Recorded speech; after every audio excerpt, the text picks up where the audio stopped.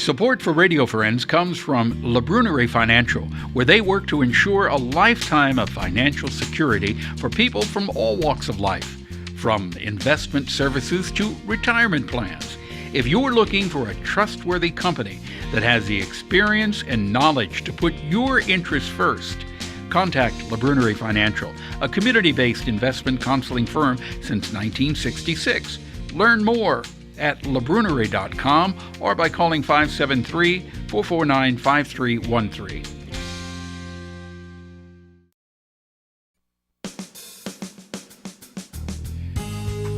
Good morning and welcome to Radio Friends on Monday, March the 26th. Always a pleasure to have you with us. And today we're going to talk about Science on Tap.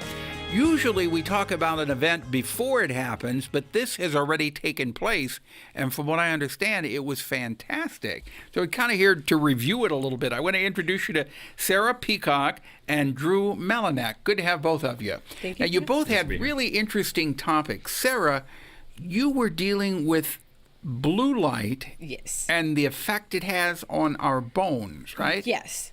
So a lot of us use these backlit handheld electronics. Yeah, like our cell phones. Like cell phones, smartphones, tablets, things like that, even our televisions. And the light that they emit is primarily blue.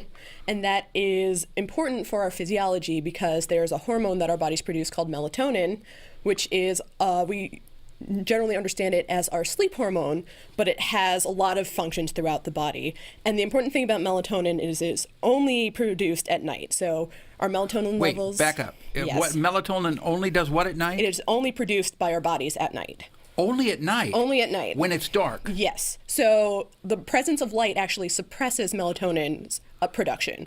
So normally, during the daytime, our melatonin is low, and at night, melatonin peaks and then drops back down in the morning. Okay, what if we sleep with a night light on in the bedroom?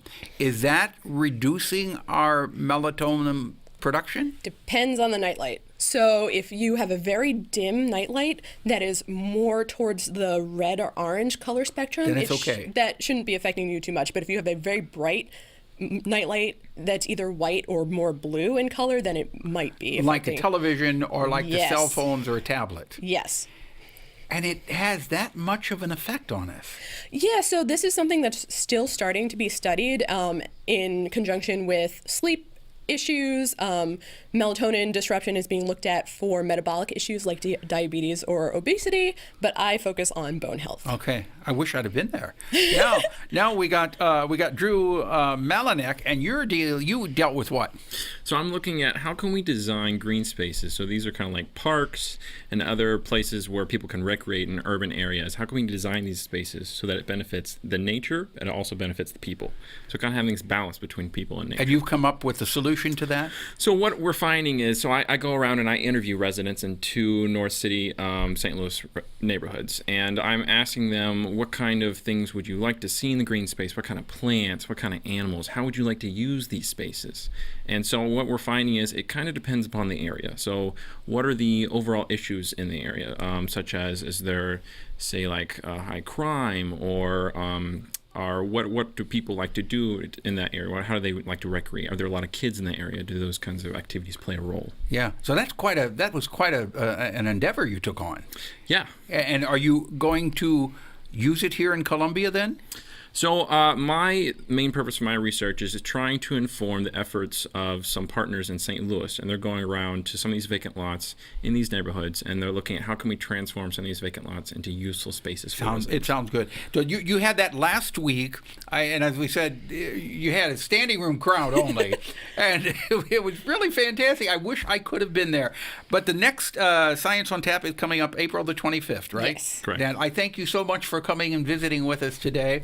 And if our listeners or viewers want more information on Science on Tap, you can go to Science on Tap CoMo on Facebook, and you'll find all the information you need. Keep in mind, the next event is April the 25th, and everybody's invited. If you didn't go yesterday, you missed last week, you missed a pretty good event. All right. Now, Nick Foster is with us, Voluntary Action Center. Good to have you here, Hey, Nick. Paul. You've got what today to tell us? Well, it's spring. Yeah, it is spring now. in mid-Missouri. You and I are wearing sweaters today, but that's sort of spring in The mid-Missouri. Hawaiian shirt's coming back here real soon. I know. I can't wait. I can't wait. Can you, right? Yeah. But when spring comes around, you start looking ahead to what's eventually coming next, and that's summer. And with summer, there are a lot of things that are happening at Voluntary Action Center. So just something to go ahead and keep on your calendar and to think about. We've got our fan program starting in June, and also, well, actually in May, and also our air conditioner exchange program. Okay, talk about the fan. People can buy a fan and bring it to Voluntary Action Center, or they can go to which hardware store? Lowe's. And you can buy the fan there and leave it there, or you can. Right. You could. There will be a box later on. Now it's not there yet, and it won't be for some time, not at least until the end of May. But you can leave one there, or you can drop it off by our office, or you can make a direct donation to us, and we can purchase the fans at a discount. Okay. And what about the air conditioner exchange program? The air conditioners come from Columbia Water and Light, and also from Boone Electric Cooperative. We provide them to their customers, and so the same kind of qualifications apply here. You have to be a resident of Boone County with an income at or below 200% of federal poverty guidelines. And you have to have an old unit. Yeah, these are window units, of course, and you have to bring the old unit to us, and we can give you a brand new one in exchange for that. So you bring in the old inefficient unit. That's right. Or the broken unit. It makes no difference. If it's not working, that's okay. Yeah. And you will give them a new unit. A brand new air conditioner for their window. And when will that be going? That begins, I think, at the end of May or first part of June. We haven't exactly set the date yet. Okay. And then as far as summertime, you also have programs in the park? Lunch in the park will be happening, and then at the end of the summer, we'll have our back-to-school health fair. Yeah, so you've got a lot Lots going on. Even though we just came out of winter and we're in spring, you're talking about back to school already. Oh, yeah, we have to do that to get ready. We're having a meeting later on this week about that to get ready, as a matter of fact. So it's happening all the time. And in the meantime, we're doing all the things we normally do, providing IDs and work uniforms and help with copay on different kind of medical expenses and all kinds of things. You said you provide IDs. We help people to obtain an ID, either a birth certificate or a state ID, driver's license, CDL. I didn't realize you did that also. Mm-hmm. Oh, yeah, we do a lot of those, as a matter of fact.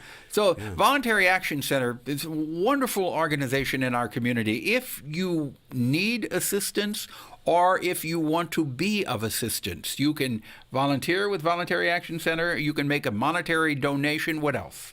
Well, and just keeping aware of the different things that are going on so that when fans come around and these other things that you have the opportunity to participate. And I want to tell you a really quick story. We don't always hear back from our clients because very often they come in, we help them with one simple thing, and then we might not hear from them at all. But we got a phone call, and one of our clients left a message to let Carissa in our office know. He had been seeing her and others in our office over about a 2-year period. He lost his job. He had a health condition that was really affecting him. But he called to say, I don't need you anymore. I'm working again, and thanks for everything you've done. And if it hadn't have been for the Voluntary Action Center, he may not have been in that position to call and thank you. Exactly right. That's a beautiful story. It was really helpful to hear, too. Thank you. So if people want more information, what's the phone number? 874-2273. Okay, Voluntary Action Center, Nick Foster there. They're a very important part of our community, and we appreciate what they do. Thank you so much. See you tomorrow. Bye-bye.